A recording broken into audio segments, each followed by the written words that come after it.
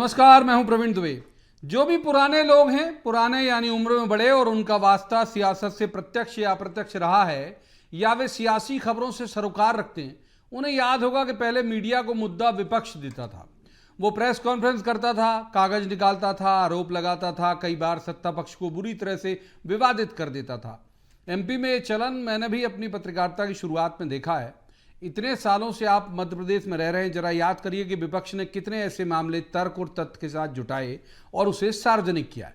अब चलन है कि जो भी पार्टी विपक्ष में रहती है वो मीडिया में छपी या दिखी खबरों को मुद्दा बनाने का प्रयास करती है। डंपर, व्यापम, पटवारी भर्ती से लेकर जितने भी चर्चित मामले हुए, मीडिया ने उजागर किए और फिर विपक्ष ने उस आधार पर मुद्दा बनाया। आज मैं ये मीमांसा क्यों कर रहा हूं? क्योंकि हरदा हादसे को बीते 2 दिनों से विपक्ष मुद्दा बना रहा है। विपक्षी दल की टीम भी हरदा हो आई। किसी को ज्ञात है उनकी फाइंडिंग, क्या तथ्य परख पाया उन्होंने वहां? खैर, तो बात आज इसी मुद्दे की करेंगे कि हरदा हादसा क्या ऐसा कोई बड़ा मुद्दा है जो सरकार को हिला दे? राहत और बचाव से लेकर पनिशमेंट तक जितने भी संभावित कदम उठाने थे सरकार ने उठा लिए। क्या इस मसले को च्युइंगम की तरह चबाकर कुछ हासिल कर पाएगा विपक्ष? आज सदन में पहुंचे कांग्रेस विधायक की भी बात करेंगे जो बमों की माला पहनकर गए थे सोशल मीडिया सनसनी बनने या व्हाट्सएप यूनिवर्सिटी के भरोसे। विपक्ष क्या सरकार को बेचैन करने की हद तक घेर सकता है कभी? ऐसे बहुतेरे सवाल जिन्हें लेकर एक खास पैनल के पास जाएंगे और कहेंगे जवाब तो देना होगा, लेकिन रस्मन सबसे पहले आपको दिखाते हैं एक रिपोर्ट, देखिए। विधानसभा का सत्र चल रहा है और उसी के आसपास कोई हादसा हो जाए तो ये विपक्ष के लिए बिना मेहनत किए बड़ी उपलब्धि हासिल करने जैसा होता है। हरदा में पटाखा फैक्ट्री में हुए हादसे के बाद हालांकि सरकार ने कोई मार्जिन नहीं छोड़ा, कांग्रेस को मार्जिन सीमित मिला, लेकिन फिर भी उसे पता है कि इस मसले को गरमाए रखने से ही सियासत की बारूद सुलगती भी रहेगी और सरकार पर दबाव भी बनता रहेगा। सदन के बजाय मीडिया का ध्यानाकर्षण पाने के लिए कांग्रेस के विधायक दोगने आज सदन में बमों की माला पहनकर आए। तय था कि इस साल में उन्हें अंदर तो नहीं जाने दिया जाता, मगर वो अपना सुर्खियां हासिल करने का लक्ष्य जरूर भेद गए। कांग्रेस की मंशा यही है कि इस मामले को जितने दिन गरमाया जा सके उतना ही उसके लिए शायद बेहतर हो। लापरवाही और भ्रष्टाचार का ये सबसे बड़ा उदाहरण है। 3 साल जो बेल में रहा वो ये काम कर रहा है और पूरा प्रशासन, पूरी राज्य सरकार ताक रही है। कलेक्टर और एसपी बढ़ाया, क्या लगता है काफी है ये कार्रवाई? नहीं, बिल्कुल काफी नहीं है और कार्रवाई होनी चाहिए। अधिकारियों की सरकार है, अधिकारियों के पक्ष में बोलना चाहते हैं, फिर जनता के बारे में बात नहीं करना चाहते। ये मुख्यमंत्री के प्रदेश न्यायिक जांच की विधायक दल कांग्रेस की तरफ से की जा रही है। पूरे 1 करोड़ रुपए हर जिनके हाथ पैर कट गए घायल उनको 1 करोड़ रुपए मिले, न्यायिक जांच हो और अधिकारी जो थे जो लिप्त थे उन पे तत्काल आपराधिक प्रकरण दर्ज होना चाहिए। हरदा हादसे में सरकार फौरन सक्रिय हो गई थी, तत्काल राहत और बचाव शुरू किया, मुआवजा घोषित किया, आरोपी को गिरफ्तार किया। चूंकि मामला प्रशासनिक लापरवाही का बिल्कुल नंगी आंखों से दिख रहा था तो कलेक्टर और एसपी जो सबसे जिम्मेदार अधिकारी होते हैं उन्हें भी बदल दिया।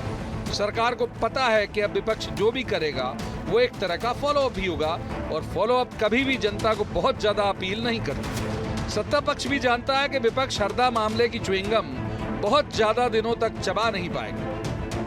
हरदे हादसे के लिए बीते 2 दिनों में राज्य सरकार ने काफ़ी गंभीर कदम उठाए और इसी के कारण से मैं मान के चलता हूं कि जितना भीषण हादसा था, जिस हादसे में कई गुना ज़्यादा नुकसान हो सकता था, लेकिन सरकार की सजगता के कारण से हमने उसको इसकी गंभीरता, भयावहता को समझते हुए हमने मानवीयता का पक्ष भी रखा कि इसमें 2 तरह से काम होना चाहिए। घायलों का तुरंत इलाज होना चाहिए और जहां जिनके कोई का प्राणांत हुआ है उस परिवार को यथायोग्य जल्दी से उनको इसकी साल संभाल करने के लिए, बताने के लिए और कम्युनिकेशन करने के लिए एक टीम अलग बनाई थी। हरदा में जो हुआ वो बेहद दुखद है। सरकार ने तात्कालिक सख्ती की है, उसका स्थायी रहना बेहद जरूरी है। हर जिले के कलेक्टर और एसपी की जिम्मेदारी हो जाना चाहिए कि वे लगातार ऐसे मामलों को न केवल मॉनिटर करें बल्कि प्रोएक्टिव भी रहें। जहां तक सवाल विपक्ष का है तो उन्हें जनता के मानस में असर डालने के लिए मसला अपना लाना पड़ेगा। छींका टूटने की आस बहुत कारगर नहीं हो सकती विपक्ष के लिहाज से। Bureau report, BSTV। तो उन खास मेहमानों को मैं आपसे परिचय करा दूं जिनके साथ हम इस चर्चा को आगे बढ़ाएंगे। हमारे साथ हैं अजीत सिंह भदौरिया, कांग्रेस के विद्वान ऊर्जावान प्रवक्ता हैं, बहुत स्वागत है अजीत जी का। दूसरे मेहमान है मिलन भार्गव, बीजेपी के विद्वान ऊर्जावान प्रवक्ता हैं, बहुत स्वागत मिलन जी का। तीसरे मेहमान शरमन नगेले, वरिष्ठ पत्रकार हैं, अच्छे राजनीतिक विश्लेषक हैं, शरमन जी का भी बहुत बहुत स्वागत। आज शुरुआत करेंगे अजीत जी से। अजीत जी, अब हरदा में क्या बच गया जिसकी मांग आप लोग कर रहे हो, क्या और होना चाहिए, बताइए। देखिए आदरणीय प्रवीण जी, अभी हरदा में कुछ हुआ ही नहीं है सरकार की तरफ से। अच्छा, आप इतने वरिष्ठ पत्रकार हैं और संजीदा पत्रकार हैं कि आप देखेंगे पेटलाबाद झाबुआ में अगर ईमानदारी से कार्रवाई होती, उस जांच रिपोर्ट में जो दोषी लोग ईमानदार अधिकारी हैं उनके खिलाफ प्रकरण दर्ज होता, तो मुझे नहीं लगता कि मध्य प्रदेश में वो एक मिसाल कायम होती और कोई दूसरा अधिकारी वो इस तरीके से लापरवाही बरतता। अब हम हरदा के अगर संदर्भ की बात करेंगे, हरदा में देखिएगा कलेक्टर और कमिश्नर दोनों के बीच में वो फैक्ट्री की बॉल घूम रही है, दोनों के बीच में भ्रष्टाचार की बिल्कुल पनप रहा है भ्रष्टाचार। कमिश्नर साहब ट्रांसफर होकर नर्मदापुरम से इंदौर में मलाई वाली जगह पे पहुंच गए, उनके खिलाफ कोई कार्रवाई नहीं हुई। उन्होंने किन तथ्यों के आधार पर उसको दोबारा खोलने का काम किया, वो कमिश्नर साहब को स्पष्ट करना चाहिए सरकार को विधानसभा में। और अगर कमिश्नर साहब ने कहीं पर भी प्रभावित होकर किसी भी एंगल से ये फैक्ट्री को खुलवाया है तो उन पे FIR 302 की होना चाहिए, तब ये एक मिसाल बनेगा। आदरणीय प्रवीण जी, ऐसी कार्रवाइयों में, ऐसी घटनाक्रमों में कई बार ईमानदार अधिकारी भी पिस जाते हैं। अगर आप हरदा SP के संदर्भ की बात करेंगे तो संजीव कंचन इस मध्य प्रदेश के ईमानदार पुलिस अधिकारियों में से एक है, और जब प्रशासन किसी भी फैक्ट्री को चलाने की अनुमति दे रहा है तो मुझे नहीं लगता कि पुलिस की कहीं ना कहीं कोई कमी होगी। आप देखेंगे। मतलब आप SP के जाने से दुखी हो? जहां तक नहीं, मैं दुखी नहीं हूं, मैं बता रहा हूं कि जिन पे कमिश्नर साहब पे क्यों नहीं कार्रवाई हुई। कमिश्नर साहब इंदौर ट्रांसफर होकर चले गए, इसलिए कार्रवाई नहीं हुई कमिश्नर साहब पे। कमिश्नर साहब पे भी कार्रवाई होना चाहिए थी, उनको देखना चाहिए उन्होंने किस आधार पे फैक्ट्री खोलने के आदेश दिए, उन पे तो 302। ठीक है जी, पहले सवाल में दोनों चीज ले ली, सप्लीमेंट्री ले लिया। एक बार मिलन जी को इन करते। मिलन जी, आपकी टिप्पणी, ये जो हरदा को लेकर विपक्ष लगातार मांग कर रहा है, आपको लग रहा है उनकी बात में कोई दम है? देखिए प्रवीण जी, जो घटना घटित हुई है वो मानवीयता को हिला देने वाली घटना है। उस घटना को लेकर गंभीरता के साथ जिस सत्ता पक्ष की कार्रवाई को देख रही है जनता, उस तरह से विपक्ष की हंसी को भी देख रही है। आपने देखा है कमलनाथ जी किस हंसी के साथ टिप्पणी कर रहे थे, तो ये बताता है कितने गंभीर ये हैं। और मुद्दा विहीन कांग्रेस को मुद्दा तो मिल गया, क्योंकि लाशों पर राजनीति करने का उनका पुराना रिकॉर्ड रहा है, इसलिए इस मुद्दे पर भी वो राजनीति करने से बाज नहीं आए।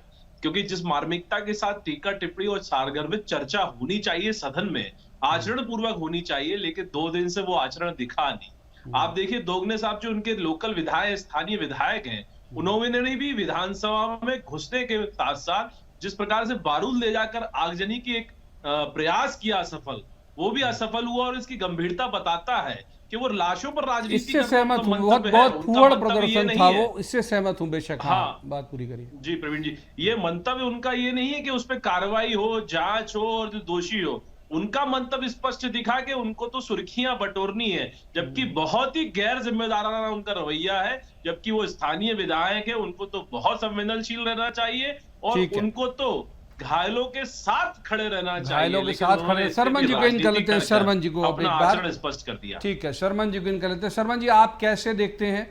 और दूसरा, अब हम आपने बहुत सारे मामले देखे हैं जो कई दिन सुर्खियां बटोरते हैं। हरदा को लेकर विपक्ष घेरने की पोजीशन में दिखता है आपको कि सरकार को असहज कर सके, इस लायक घेरने लायक है?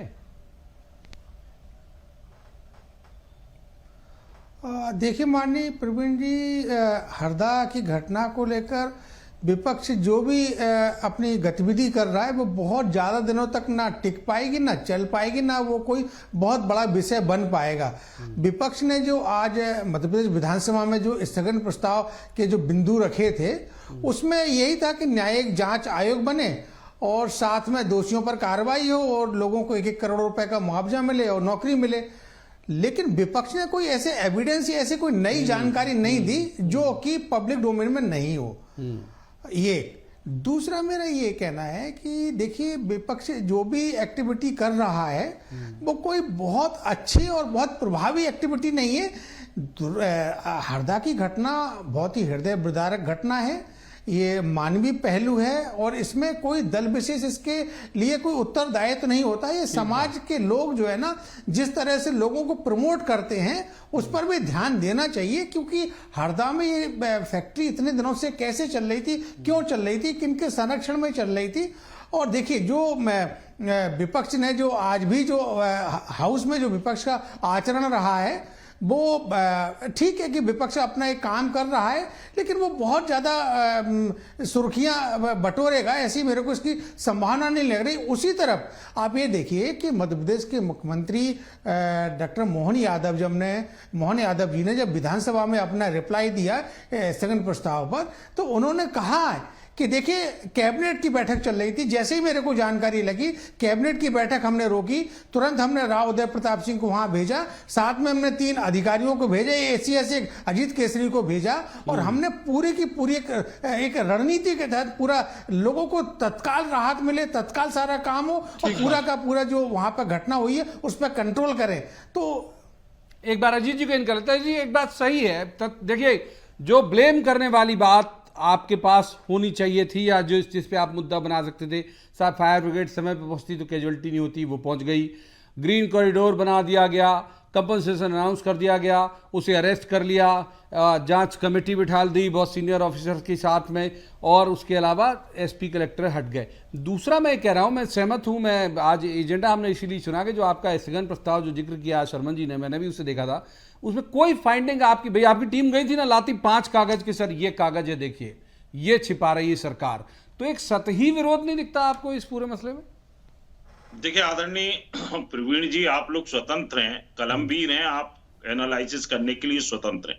हर सिक्के के 2 पहलू होते हैं। मुझे दूसरा पहलू दिखा कांग्रेस दीजिए। पार्टी विपक्ष में है, कांग्रेस पार्टी विपक्ष में है और जनता के साथ खड़ा होना, अगर मीडिया मानती है कि सुर्खियां हैं तो कांग्रेस पार्टी ये सुर्खियां बटोरेगी और जनता के साथ कदम से कदम मिला के खड़ी होगी। इसी प्रदेश में भारतीय जनता पार्टी की सरकार के समय पेटलाबाद हुआ था, तब भी विपक्ष जनता के साथ खड़ा हुआ था। क्या हुआ? जांच रिपोर्टें आई, ठंडे बस्ते में चली गई। आदरणीय प्रवीण जी, हमारे प्रदेश अध्यक्ष जी गए, जीतू पटवारी जी, कल उन्होंने देखा कि जब राहत कार्य चल रहा जेसीबी से, सबको पता आदरणीय प्रवीण जी कि 300-400 मजदूर वहां काम करते थे जो सुदूर क्षेत्रों से आते थे, चाहे वो आदिवासी हो, हरिजन हो, SC ST के हो। उन्होंने कहा भाई रजिस्टर से मिलान करिए, आप कौन कौन मजदूर गायब है। 10 से 11 लोगों की मृत्यु का आप दावा कर रही है सरकार, जो कि अपने आप में आपके मुताबिक कितनी है? आपकी फाइंडिंग क्या कह रही है? 400 मजदूर आदरणीय प्रवीण जी, 300 से 400 मजदूर जब वहां काम कर रहे थे, जब सब लोग कह रहे हैं, जो प्रत्यक्षदर्शी है वो सब लोग कहते थे कि फैक्ट्री इतनी बड़ी थी, तो ये सरकार को स्पष्ट करना चाहिए। इतना ज्यादा विस्फोट हुआ कि DNA भी होना मुश्किल है। एकमात्र ऐसा है रास्ता कि जो लोग सुदूर क्षेत्रों से आए हुए वहां पे मजदूरी कर रहे हैं, उन लोगों के कहीं ना कहीं से क्लू निकाल के ये देखा जाए कि कौन लोग गुमशुदा हैं, कौन लोग गायब हैं। अगर वो जवाब लेते हैं मिलन जी, इनका ये आरोप है कि बहुत सारे लोग मिसिंग हैं, जो कैजुअलिटी के फिगर हैं वो सही नहीं लग रहे हैं विपक्ष को, आपकी टिप्पणी? देखिए, वैसे तो विपक्ष 2 भागों में बटा हुआ है। जिस प्रकार से जांच समिति 2 बन गई, उमंग सिंगार जी की अपनी समिति थी और जीतू पटवारी जी की अपनी समिति, तो अपनी अपनी ढपली है, अपना अपना राग है। इस राग का तो कोई क्या कह सकता है। देखिए, जिस प्रकार की घटना घटी है उसमें सत्ता और पक्ष का हटकर यदि हम एक साथ मानवीय पहलू पर देखें तो उस घटना में जो कार्रवाई होनी चाहिए वो निश्चित रूप से कठोर से कठोरतम होनी चाहिए, ताकि इस तरह की घटनाओं की पुनरावृत्ति ना हो। इस पे एकमत सदन में आपने देखा होगा, जिस प्रकार से स्थगन का प्रस्ताव रखा गया और सत्ता पक्ष ने उसको स्वीकार करते हुए उसकी जवाबदेही, तो आप देखिएगा उस गंभीरता के साथ सदन में दोनों पक्ष इस बात को लेकर सहमत थे। लेकिन जिस प्रकार का आचरण विपक्ष का दिख रहा है उसमें लग रहा है उनको सिर्फ मुद्दा कैसे इसको बटोर लिया जाए, क्योंकि मुद्दाविहीन कांग्रेस है, लेकिन इसको भी मुद्दा बनाना चाह जरूर रहे। लेकिन सरकार चूंकि संवेदनशीलता के साथ, तत्परता के साथ घटना के बाद तुरंत जो अच्छे से अच्छा उपचार घायलों को कराया जा सकता है उसके तरफ प्रयासरत है और कर भी रही है। और जिस प्रकार की लाशों को बढ़ाने की राजनीति ये लोग कर रहे हैं, वो मुझे लगता है भगवान करे कोई ना और बढ़े, क्योंकि हम नहीं चाहते कि और कोई इस मृत्यु की सैया पे हो। लेकिन जांच का विषय है, जांच पहले एक बार सरवंज जी के पास जाऊंगा, विपक्ष को मेरी रखना बात चाहिए पूरी मुद्दे, होती है। किस तरह की जांच होनी चाहिए उनका अधिकार है, रखना चाहिए। लेकिन सिर्फ सुर्खियां बटोरने के लिए इस पे टीका टिप्पणी कर रहे हैं तो ये हास्यास्पद भी है और मुझे लगता है ये आलोचना वाला भी विषय है। आलोचना वाला क्योंकि इस विषय। तरह एक बार की घटना शर्मन जी पर को इन कर राजनीति लेते हैं, नहीं शर्मन होनी जी को इन कर लेते हैं। शर्मन जी, आप मुझसे भी सीनियर हैं, आपने देखा होगा, मैंने अपनी पत्रकारिता की शुरुआत में बेशक देखा है कि भाई एक तय समय पर विपक्ष जो है वो बहुत सारे कागज पत्र हम लोग उठा के लाके फिर उसे रीड करते थे, इकट्ठे करता था, पीसी करता था कि साहब ये देखिए ये गड़बड़, ये देखिए ये गड़बड़। ये जब से थोड़ा सा हाईटेक हुआ है विपक्ष भी, तो जो व्हाट्सएप यूनिवर्सिटी पे आ रहा है वो केवल कॉपी पेस्ट फॉरवर्ड तक सीमित नहीं दिखता आपको। विपक्ष होमवर्क करता है क्या गंभीरता से कि गवर्नमेंट को घेर लिया जाए? आपको दिखता है कभी, चाहे जो भी दल विपक्ष में रहा हो? बिल्कुल। देखिए, जो अभी फिलहाल तो पिछले 2 दशक से मध्य प्रदेश में कांग्रेस पार्टी है, लेकिन कांग्रेस पार्टी के नेता, कांग्रेस पार्टी के कार्यकर्ता, विधायक, सांसद इसका कोई काम नहीं करते कि हम ऐसे एविडेंस निकालें और जनता के बीच में ले जाएं, क्योंकि अभी भी कांग्रेस ने जो आरटीआई एक्ट लाया था वो लागू है। यदि आपके पास एविडेंस नहीं आ रहा है तो आरटीआई एक्ट के माध्यम से निकाल के मीडिया के समक्ष जारी कीजिए, क्योंकि कांग्रेस पार्टी का एक बहुत बड़ा नेटवर्क है, लेकिन वो कांग्रेस पार्टी नहीं करती है। कांग्रेस पार्टी सिर्फ मीडिया की सुर्खियों में प्रेस कॉन्फ्रेंस और मीडिया बाइट और सोशल मीडिया बस यहाँ तक सीमित रहती है। जनता से कांग्रेस का कनेक्ट और जनता के बीच में जाने का उनकी अब उतनी क्षमता नहीं रही है, इसलिए वो धीरे धीरे उसका पराभव होता जा रहा है। अब देखिए माननीय प्रवीण जी, हालांकि ये विषय वैसा नहीं है, लेकिन मैं आपके चैनल के माध्यम से आपको सबसे पहले तो एक सूचना देना चाहता हूं कि आपने जब गुना की दुर्घटना हुई थी तो आपने जब डिबेट रखी थी तो मैंने उस दुर्घटना की डिबेट के दौरान ये कहा था कि मध्य प्रदेश सरकार, ये मेरा आग्रह था कि एक जो एयर एम्बुलेंस जो है ना एक जिले में तैनात की जाए, और वो मेरी जानकारी है कि राज्य सरकार ने, माननीय मुख्यमंत्री जी ने उसको स्वीकार करते हुए एक जिलों में एम्बुलेंस देने के लिए तत्परता के साथ काम चालू कर दिया है, जो कि आप ही के चैनल पर डिबेट हुई थी। दूसरा, मैं आपके चैनल के माध्यम से एक और आग्रह करना चाहता हूं, माननीय मिलन भार्गव जी इस बात को पहुंचाए, पिछली डिबेट की जानकारी नेहा बग्गा जी ने पहुंचाई थी कि जब इस तरह की घटनाएं हो रही हैं, टेक्नोलॉजी का जमाना है, एआई का जमाना है, ड्रोन टेक्नोलॉजी का जमाना है, तो ड्रोन के माध्यम से मध्य प्रदेश में आप ऐसा एआई के थ्रू क्यों सर्वे नहीं करा रहे कि कहां कहां इस तरह की फैक्ट्रियां चल रही, कहां अवैध चल रही, किसके फैक्ट्री में कितना मात्रा में ये सामग्री रखी है, किसके फैक्ट्री में अधिक रखी है, क्योंकि ड्रोन और एआई और प्रोग्रामिंग के माध्यम से ये सब संभव है, जैसा कि अभी छिड़काव के लिए किसानों के लिए किया जाता है या बाकी अर्बन डेवलपमेंट के लिए भी किया जाता है। एक बार आप अजीत जी को इन कर लेते हैं। अजीत जी, ये बात तो मानेंगे आप, मतलब आप डिबेट में माने या नहीं माने, और मैं सरवण जी की बात को थोड़ा सा और संशोधित कर देता हूँ। भाई बीच में कुछ महीने कमलनाथ जी की सरकार थी, तब भी हमने देखा कि भाई शिवराज जी सहित जितने विपक्ष के नेता थे वो ट्वीट ही कर देते थे केवल, या जो भी उन्हें व्हाट्सएप यूनिवर्सिटी या सोशल मीडिया से प्राप्त होता था वो भी वही करते थे। भले विपक्ष में लंबे वक्त से आप हैं, विपक्ष होमवर्क क्यों नहीं करता? मतलब वो जो होमवर्क कभी दिखता था और फिर ब्लेम हो जाता कि भाई मीडिया हमारी बात उठाता नहीं, आप ही उठाते जाओगे। जो भी अखबार में दिखा वो उठा लिया, जो कहीं चैनल पर दिखा वो उठा लिया, आप भी तो कुछ इनपुट प्रोवाइड कराइए, तब तो एक संतुलन बनेगा। आपको नहीं लगता ऐसा है? नहीं, विपक्ष आदरणीय प्रवीण जी व्यापम से लेके या कोई भी मामले रहे सर, आपका नहीं था 20 साल का इतिहास, डंपर भी आपका नहीं था सर, व्यापम भी नहीं था, पटवारी भर्ती भी आपका नहीं था। विपक्ष ने बहुत जिम्मेदारी के साथ तथ्य निकाले, उन तथ्यों को मीडिया के सामने रखा। हाँ, मैं आपकी बात से इससे इतना इत्तेफाक रखता हूं कि वो दौर दूसरा था, तब कागज चला करते थे।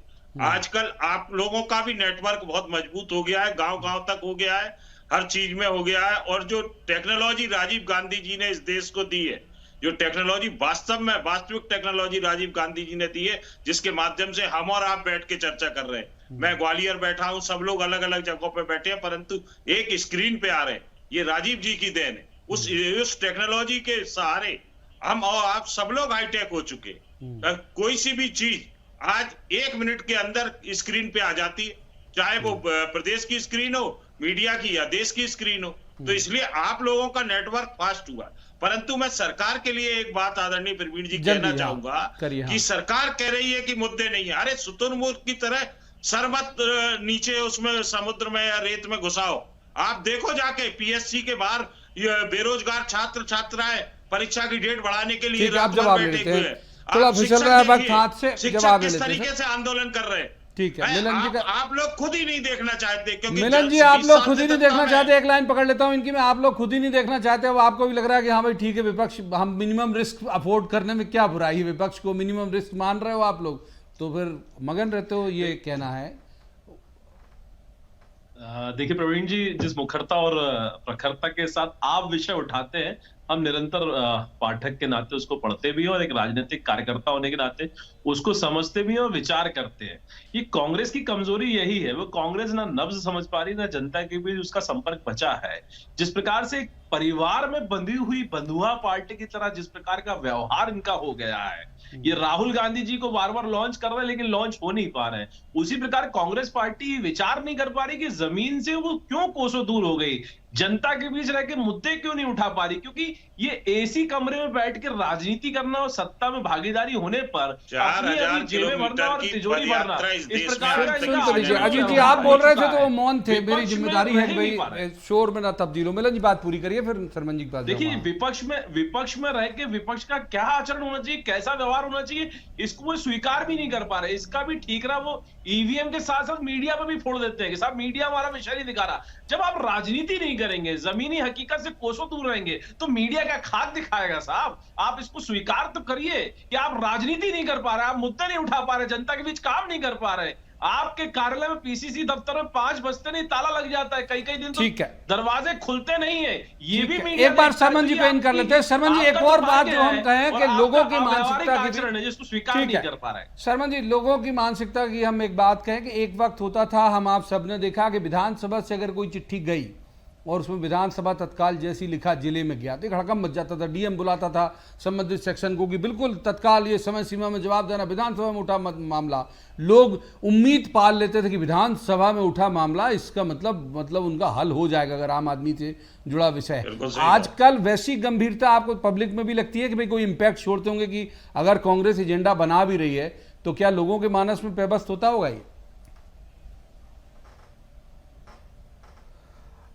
देखिए लोगों के मानस में तो अब क्या है कि टेक्नोलॉजी के युग में लोग जी रहे हैं, तो लोग बहुत शॉर्ट टेम्पर है, तुरंत भूल जाते हैं। लेकिन जहां तक विधानसभा के आपने वहां की कार्रवाई, वहां के पत्र के संदर्भ में जो कहा है, तो मैं अभी बताऊं कि अभी मध्य प्रदेश विधानसभा में प्रबोधन कार्यक्रम हुआ था, तो जो प्रिविलेज कमेटी के देश के मेंबर हैं अरुण कुमार सिंह जी, उन्होंने स्पष्ट कहा है कि विधानसभा का एक पत्र भी चला जाता है तो कलेक्टर, एसपी, जो भी सरकार शासकीय कर्मचारी हो, उसकी जिम्मेदारी रहती है कि उसका वो पालन करे और जवाब दे। तो विधानसभा की कार्रवाई पे काम तो होता है। अब देखिए मैं एक चीज और कहना चाहता हूं कि कांग्रेस पार्टी ने आज क्या उसमें गड़बड़ी की है कि यदि आपको लगता है कि इसमें हमको लंबा ले जाना था तो आप ये मांग करते कि विधानसभा के सदस्यों की सर्वदलीय कमेटी बना दे जो जाके हरदा की घटना की पूरी जानकारी ले, तो मामला आगे चलता। लेकिन कांग्रेस पार्टी वो नहीं कर पाई। दूसरा मेरा यहाँ ये कहना है कि देखिए जब ये विधानसभा में विषय आया है तो दोनों दलों को मिलकर इस पर कोई गंभीरता के साथ लोगों के साथ न्याय तो सरकार अपनी दृष्टि से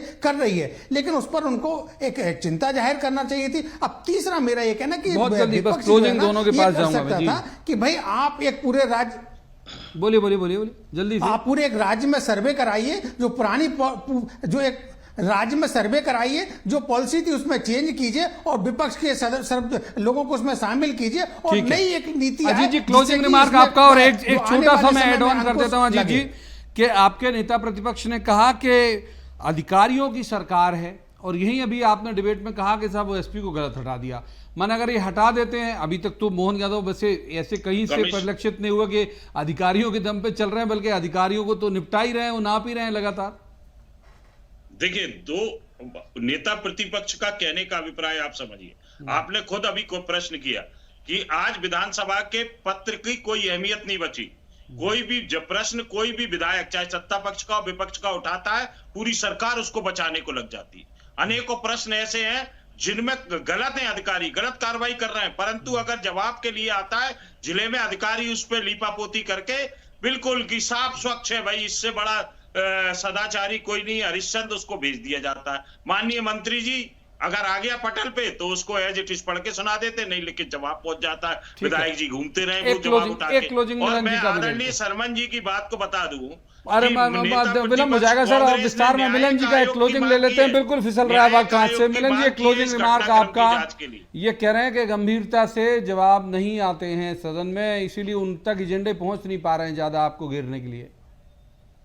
देखिए, ये गंभीरता विपक्ष की यदि होती तो सदन की कार्रवाई में सारगर्भित चर्चा देखने को मिलती, चाहे लोकसभा हो चाहे मध्य प्रदेश की विधानसभा हो। आप जिस प्रकार का रवैया देख रहे हैं वो सिर्फ प्रश्न उठाकर सुर्खियां बटोरना है, जनता के सवालों के जवाब नहीं ढूंढना है, न जनता की समस्या को निपटाना है। इनको तो सिर्फ मीडिया में बने रहने के लिए, जैसा कि शर्मन जी ने कहा और आपने कहा, विपक्ष इस समय विप्लुप्त की स्थिति में है। इनके तमाम सीनियर लीडर, आप देखिए विधानसभा में अजय सिंह राहुल भैया ने कोई प्रश्न किया क्या? इनके तमाम जो सीनियर लीडर जो तो इसीलिए तो कर दो भाई आप लोग, यही तो मैंने कहा, इसीलिए तो कर दो आप तैयार नहीं है।